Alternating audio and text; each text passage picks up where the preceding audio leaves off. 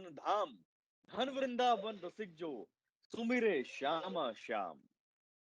जन्माष्टमी की चर्चा से पहले ख्याल आया मन में ब्रजधाम का, ब्रजमंडल का, वृंदावन, गोकुल, मथुरा, ब्रज की धरती का ख्याल आया, जहां भगवान कृष्ण का जन्म हुआ, जहां उन्होंने रास लीला की, जहां उन्होंने अपने जन्म की लीला की, जहां उन्होंने अपनी किशोरावस्था की लीला की। अब भगवान कृष्ण ने जो भी अपने जीवन में काम किए, उनकी कलयुग की शुरुआत कैसे हुई, इस जानकारी जो शायद आप तक ना पहुंची हो अभी तक, आपको सरल और स्पष्ट भाषा में आप तक लेकर आए हैं डॉक्टर वास्तु। डॉक्टर वास्तु, हमारे डॉक्टर संजीव अग्रवाल जी हमारे साथ हैं। सबसे पहले उनका स्वागत करेंगे। नमस्कार डॉक्टर साहब। नमस्कार, जय माँ भारती, जय श्री राम। आप सब राजगुरु लोगों को टाइम्स धर्म मंच शुभकामनाएं। की सीरीज में हम आज चर्चा करने जा रहे हैं। जन्माष्टमी आने को है, जन्माष्टमी को लेकर लोग तैयारियां जो है अपनी शुरू कर रहे हैं। जन्माष्टमी के लिए ही लोग, अब देखा जाए तो अब शॉपिंग जो है वो जन्माष्टमी के लिए ही की जाएगी।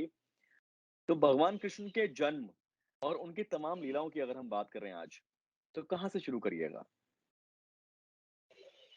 सबसे पहले तो मैं भगवान श्री कृष्ण के चरणों में नमन करता हूँ और आपने जो कहा वहीं से शुरुआत करता हूँ कि जब कलयुग की शुरुआत हुई, उस समय क्या घटना घटी जब कलयुग की शुरुआत हुई। तो मेरा जो कहना है वो ये है कि 125 वर्ष 4 माह की उम्र में भगवान श्री कृष्ण के पैर के अंदर, जो पैर के नीचे का हिस्सा होता है, तलवा बोलते हैं, उसके अंदर भगवान श्री कृष्ण के एक पदम था जो बहुत चमकीला था।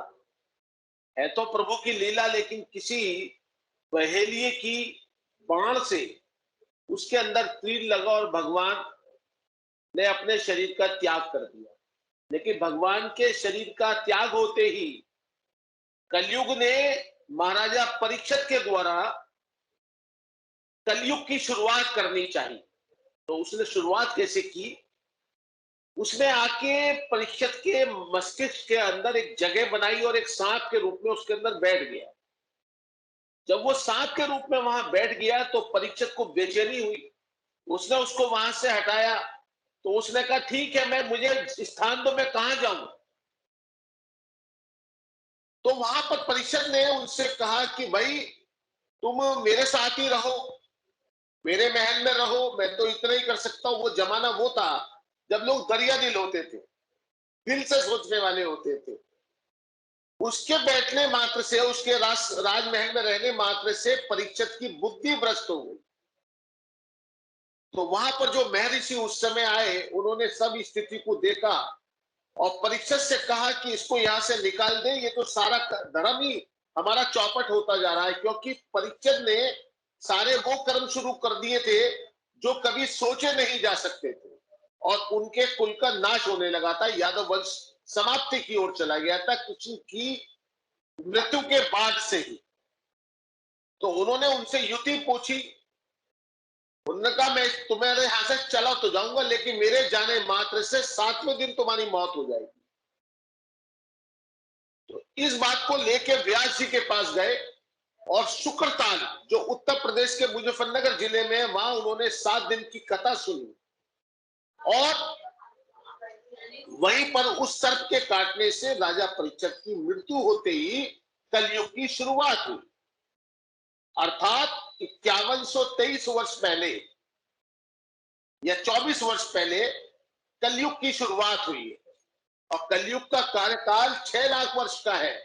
अर्थात अभी आपको चिंता करने की जरूरत नहीं है, अभी बहुत सारा पड़ा है समय हमारे पास इस धरती को रोकने का, करने का। बिल्कुल, हम और हालाँकि अभी अभी जन्माष्टमी की बात करने जा रहे थे, फिर हमने कलयुग की बात की। अभी जितने हम लोग देख रहे हैं, जगह-जगह भूस्खलन हो रहा है, इस तरह की नई-नई बीमारियाँ आ रही हैं, जगह-जगह तूफ़ान आ रहे हैं, जगह-जगह इतने ज़्यादा साइक्लोन आए हैं पिछले साल, एक्सट्रीम वेदर होता जा रहा है। अभी चाहे आप महाराष्ट्र की बात कर लीजिए, रत्नागिरी की बात कर लीजिए, हिमाचल प्रदेश की बात कर लीजिए, पिछले दिनों वेस्ट बंगाल की बात कर लीजिए, आसाम, बिहार की बाढ़ कोई नहीं भूला है अभी। अगर पड़ोसी देशों की बात करें तो कितना हाहाकार पूरी दुनिया ने देखा है। तो लोग यही चर्चा कर रहे हैं कि अब क्या कलयुग का अंत है क्या ये? देखिए, ये खंड खंड कलयुग है, ये खंड कलयुग। कलयुग का अंत नहीं होगा, अभी खंड कलयुग, थोड़े थोड़े टुकड़ों के अंदर ये आपदाएं आएंगी। आपने मेरा सबसे पहले जब इंटरव्यू लिया था इस साल के तो मैंने आपको बताया था कि इस साल के अंदर क्या-क्या भविष्यवाणी मैंने की थी, शायद आपकी नॉलेज में होगा। मैंने कहा जी, था उत्तरी भारत और नॉर्थ ईस्ट इंडिया में भूकंप की गतिविधियां बढ़ेंगी, जिसके अंदर महाराष्ट्र, गुजरात, बिहार, इसके अंदर बाढ़ के साथ देवी आपदाएं आएंगी। कुछ ऐसी घटनाएं घटेंगी जो अलौकिक होंगी, जैसे जम्मू कश्मीर के अंदर पहाड़ का पलट जाना, पूरा का पूरा पहाड़ जो लगभग 2000 मीटर का था, पूरा का पूरा पलट गया वो। जी। ये बात अलग है कि कोई जान माल की हानि नहीं हुई, लेकिन वो बादल फटा।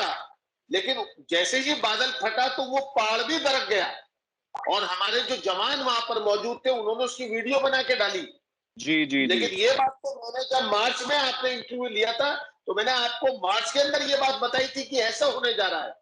जी। अब ज्योतिषीय, अब इसके ऊपर सरकार अगर अपने ध्यान में दे, तो सरकार भी क्या कर सकती है इसके अंदर? क्या वो पहाड़ को चलिए रोक सकती सरकार है? जो करे, प्रशासन जो करे वो अलग बात है। लेकिन अगर हम आम इंसान की बात करें, आम व्यक्ति की बात करें, तो हम लोग ठीक है जन्माष्टमी की हम लोग अलग बात करते हैं, भगवान कृष्ण के जीवन की बात करते हैं। अभी ये टॉपिक अब ये चला है तो इसी तरफ बात करते हैं।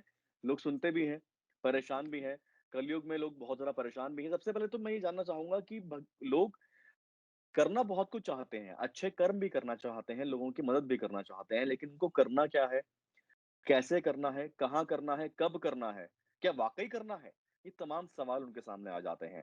सबसे पहले तो आप ये बताएँ कि कलयुग के देवी-देवता कौन हैं? किनके जाके चरण पकड़ लिए जाएँ, जो सबसे पहले सुन लें?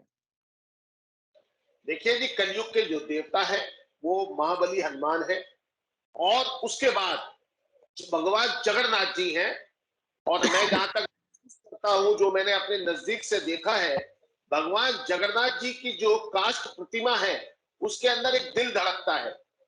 वहां का जो पुजारी होता है उसको पता है उसका, वो आंखों पे पट्टी बांध के उस क्षेत्र को सील कर दिया जाता है, उस कमरे में अंधेरा कर दिया जाता है।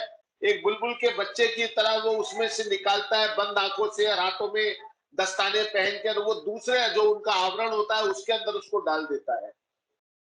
तो मैंने जो महसूस किया है, मैं वहां जाता हूँ, वहां पर इस समय जो प्रशासक है, इत्तेफाक है कि वो मेरे शिष्य है, सुब्रतो जी, वो मंत्री भी हैं, वो उत्तराखंड सरकार में, तो उन्होंने भी मुझे ये बात बड़ी मतलब तरीके से बताई कि क्या कुछ होता है। और वास्तविकता भी यही है कि वहां की जो स्थिति है, अगर वहां पे कोई व्यक्ति जाके सच्चे मन से अपनी मनोती मांगे तो वो पूरी हो जाती है, ऐसा जगन्नाथ जी का स्थिति है। और आप एक बात और देखिए, पूरब से पश्चिम को हवा चल रही है या पश्चिम से पूरब को, झंडा हमेशा हवा के विपरीत चलता है। ये अनहोनी जी, नहीं तो क्या है, ऐसा जहां भगवान स्थापित होते हैं वही हो सकता है। इसके अतिरिक्त जी, मैंने अपनी आंखों से देखा है, जब राम कथा होती है, आज भी वह हनुमान जी विश्राम करते हैं। अभी 24-25 साल पहले एक राम कथा मेरठ में हुई, वैशाली के मैदान में। जो कथा के आचार्य थे, उन्होंने एक आसन और लगा रखा था बराबर में अपने, और उन्होंने मंच हुँ, पे से कहा कि मेरी कथा को सुनने के लिए हनुमान जी आते हैं। हुँ, पत्रकार, आपको पता है, आप भी बहुत पुराने पत्रकार हैं, बेशक आयु में आप कम है इस समय अभी भी, लेकिन आपका जो अपना ऑरा है वो बहुत बड़ा है, और बहुत बड़े आप से आज तक से भी और न्यूज नेशन से भी पता नहीं कौन कौन सी आप दूरी से यहाँ तक पहुंचे हैं, और आप जनता की सेवा कर रहे हैं। मैं इस बात को भली बात ही जानता हूँ। तो आपने भी देखा है कि पत्रकार हर चीज को जी, टटोल के जब देख के अपनी जिज्ञासा शांत ना कर ले, तब तक वो किसी बात को मानता नहीं है। तो वहां पर जी, कैमरे लगा दिए गए, और देखा जब वो राम कथा का उच्चारण कर रहे थे, तो वो जो गद्दी थी वो अंदर की ओर धस गई, जैसे वहां कोई बैठ गया हुआ। अब किसी और को तो दिखाई नहीं देगा, खुद महाराज को भी दिखाई नहीं दे रहा, लेकिन वो जो कह रहे हैं वो तो गद्दी अंदर धसने का कारण क्या रहा? कोई तो वहां के बैठा, किसी ने तो कुछ वहां पे किया। एक बात और भी है, जी, अभी एक अयोध्या में एक राम कथा हो रही थी, वो अपने जो माधवा शर्मा जी महाराज है, उन्होंने कथा की, उनका शरीर पूरा हो गया। वहां उनकी सातों दिन एक लंगूर आता था उनकी कथा के अंदर, जी, और जी। लंगूर कथा को पूरी सुनता था, जी, उसके ऐसे बाद चला जाता। बहुत ऐसे किस्से हैं और बहुत सारे ऐसे ये अनुभवों कोई का साक्षात्कार हुआ है जीवन में। शायद एक यही वजह है कि हम अपने जो नॉर्मल जो हमारे काम है उसमें समय निकाल के हम कोशिश करते हैं कि कुछ ऐसी बातें, कुछ ऐसी एजुकेशन हम लोगों तक पहुँचाएँ और अपनी इस टेक्नोलॉजी की नॉलेज और सनातन परंपरा, इनका जो ब्लेंड है वो लोगों को उनकी मोबाइल स्क्रीन तक आसानी से परोस के हम दे दें। चलिए हम अब एक बात मेरा करते हैं कि एक मेरा और भी है कहना, आप माने या ना माने गौरव जी, ईश्वर भाव भाव के अंदर है। आपका जी, यदि भाव अच्छा है, आपका भाव ईश्वरीय है, तो आपको ईश्वर के साक्षात्कार हो सकते हैं। ये कोई बहुत बड़ी बात नहीं है। नहीं तो एक मंदिर के अंदर जो मूर्ति रखी है वो एक पत्थर की पाषाण की मूर्ति होती है, उसके अंदर देवताओं की कैसे दिखाई देती है छवि। जी, अगर उसके अंदर भाव नहीं हो जी। तो क्या उसके अंदर ईश्वर हो सकता है? लेकिन नहीं, बड़ी बड़ी सिद्ध पीठ बन गई है, लोगों की मनोकामना पूरी होती है तो लोग वहां पे जाके मिठाई बांटते हैं, दुनिया भर के काम करते हैं। बहरहाल भावना में भगवान अच्छा होता चलिए है ना। अब ये बताएँ कि भक्ति बड़ी या भाग्य बड़ा? देखिए, भाग्य का तो किसी ने देखा नहीं है। भाग्य तो उस दिन बड़ा महसूस होता है जिस दिन आप अपने ऐसे घर में पैदा हो जाए जहां आपको सारी सुविधाएं मिलने लगे, तो आप कह सकते हो भाग्य बड़ा है। लेकिन मैं ये कहता हूं कि भारत में पैदा होने वाले के लिए भक्ति बड़ी है। चाहे वो अपनी माता पिता की भक्ति करे, चाहे वो ईश्वर की भक्ति करे, चाहे वो पत्नी की भक्ति करे।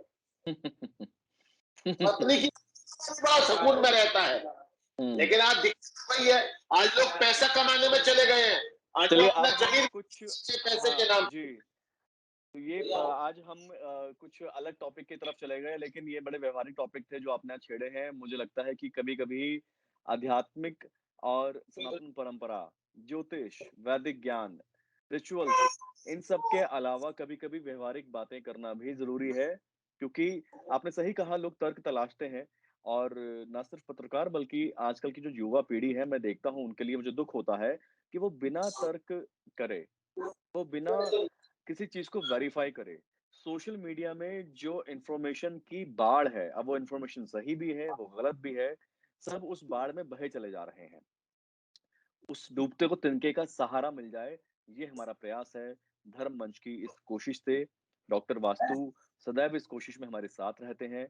डॉक्टर वास्तु न सिर्फ वास्तु बल्कि ज्योतिषाचार्य के भारत के कुछ श्रेष्ठ जानकारों में से एक हैं।